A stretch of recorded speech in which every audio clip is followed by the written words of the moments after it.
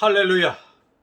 맹추위 때문에 우리 몸을 움츠러들게 하지만 오늘도 하나님의 말씀을 사모하는 그 믿음과 열심이 우리 심장을 뜨겁게 하므로 오늘도 믿음으로 추위도 이겨내는 복된 한 날이 되길 바랍니다.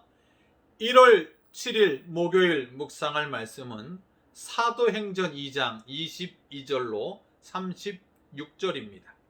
이스라엘 사람들아, 이 말을 들으라. 너희도 아는 바와 같이 하나님께서 나사렛 예수로 큰 권능과 기사와 표적을 너희 가운데서 베푸사 너희 앞에서 그를 증언하셨느니라.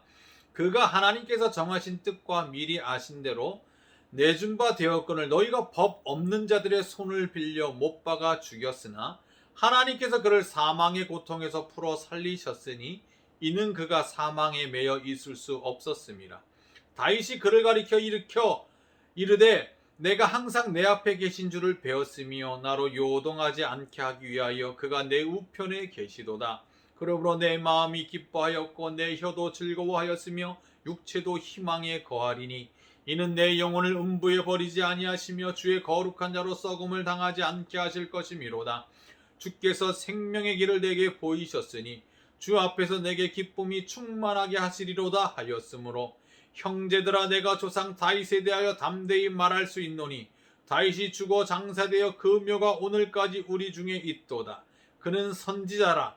하나님이 이미 맹세하사 그 자손 중에서 한 사람을 그 위에 앉게 하리라 하심을 알고 미리 본고로 그리스도의 부활을 말하되 그가 음부에 버림이 되지 않고 그의 육신이 썩음을 당하지 아니하시리라 하더니 이 예수를 하나님이 살리신지라. 우리가 다 이 일의 증인이로다. 하나님이 오른손으로 예수를 높이심에 그가 약속하신 성령을 아버지께 받아서 너희가 보고 듣는 이것을 부어주셨느니라.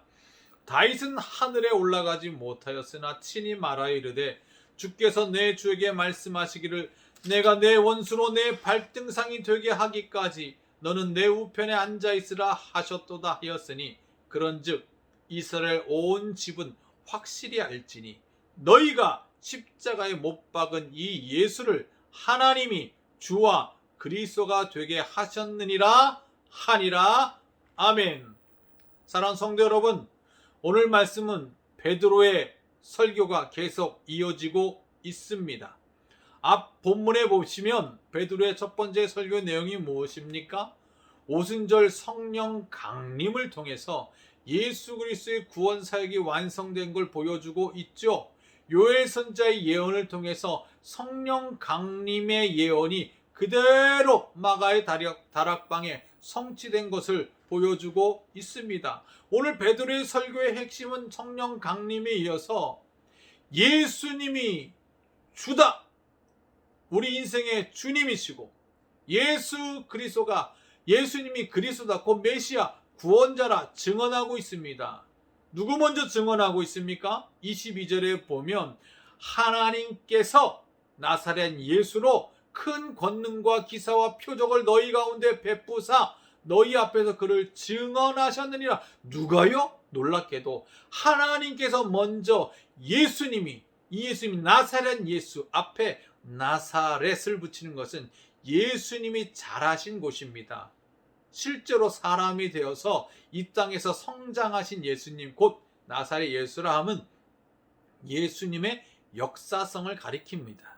예수님이 이 땅의 무대에서 실제 살아계시고 성장하시고 우리와 똑같이 자라나신 예수님이시다라는 것이죠. 예수님이 실제로 하나님의 아들이시오 이 땅에 오신 하나님인 것을 누가요? 하나님이 증언하셨습니다. 뭐로요? 큰 권능과 기사와 표적, 예수님을 통해 수많은 권능과 기사와 표적을 보여주셨죠. 이게 뭐예요? 하나님의 증거예요. 그걸 통해서 예수님이 우리의 구원자이심을, 메시아이심을 분명히 보여주셨습니다. 그 예수님이 하나님의 아들 구원자이신 것을 뭐를 통해서요? 23절에 보시면 하나님께서 정하신 뜻과 미리 아신 대로 내준 바 되었다. 예수님의 십자가와 부활의 사건이 복음의 핵심인데 이 예수님의 십자가와 부활 복음의 핵심이 다 무엇이다? 하나님의 정하신 뜻이다.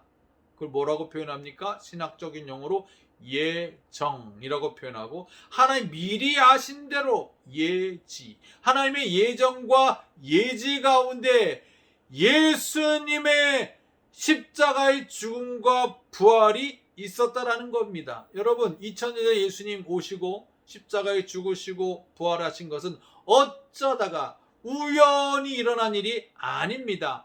하나님과 인간 사이의 죄로 인해 막힌 담을 허물어뜨리시고 하나님과 죄인인 우리를 하나 되게 하시려고 예수님이 나대진 십자가를 지셨지요.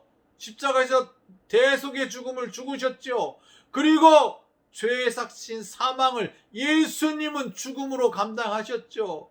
그리고 죽음이 끝이 아니라 사흘 만에 부활하심으로 죄의 세력이, 사탄의 그 권세가 우리를 해하지 못하도록 예수님 부활하셨습니다. 우리에게 영원한 생명이 있음을 보여주셨습니다. 여러분, 이것이 다 하나님의 영원하신 뜻에 따라 이루어진 일이다.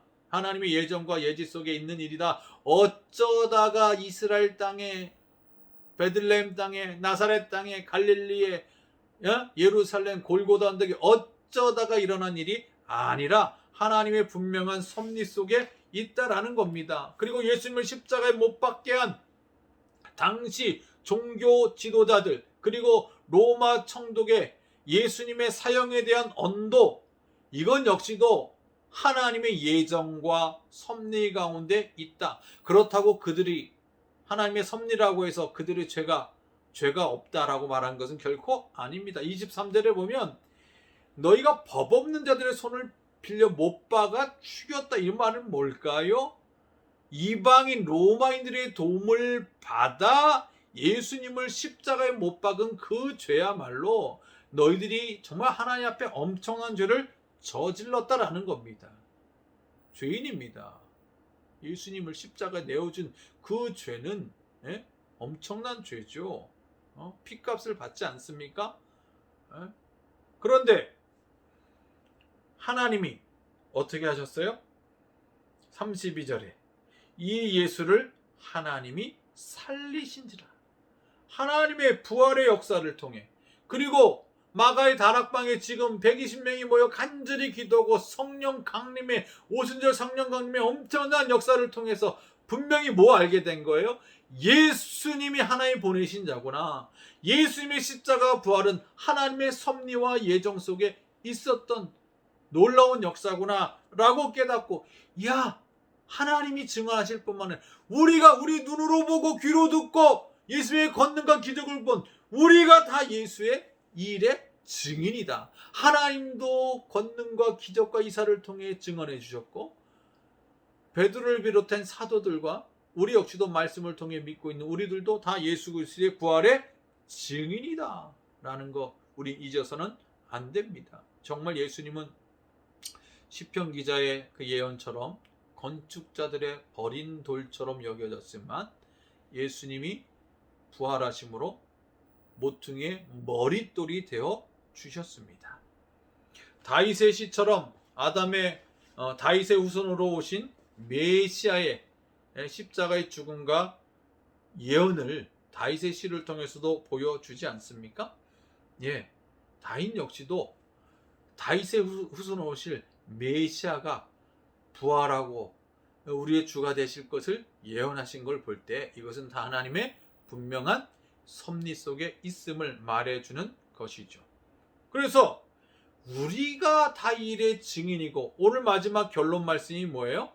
36절에 보시면 너희가 십자가에 못 박은 이 예수를 하나님이 주와 그리스도가 되게 하셨느니라. 할렐루야. 우리가 복음을 전할 메시지가 뭐예요? 예수님이 우리의 주님이시고 예수님이 그리스도 곧 메시아 구원자이시다. 그래서 우리가 무슨 증인이에요? 부활의 증인입니다.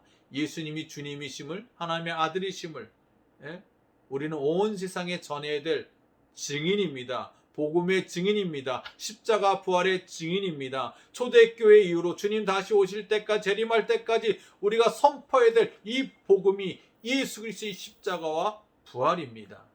여러분, 여러분은 증인입니까? 십자가 부활의 증인으로 오늘도 여러분 한 번밖에 없는 일생을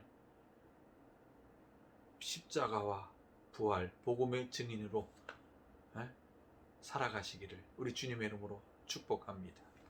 하나님, 오늘 하루도 예수 그리스도 십자가와 부활의 증인으로 살게 하옵소서. 예수님의 이름으로 기도합니다. 아멘. 할렐루야.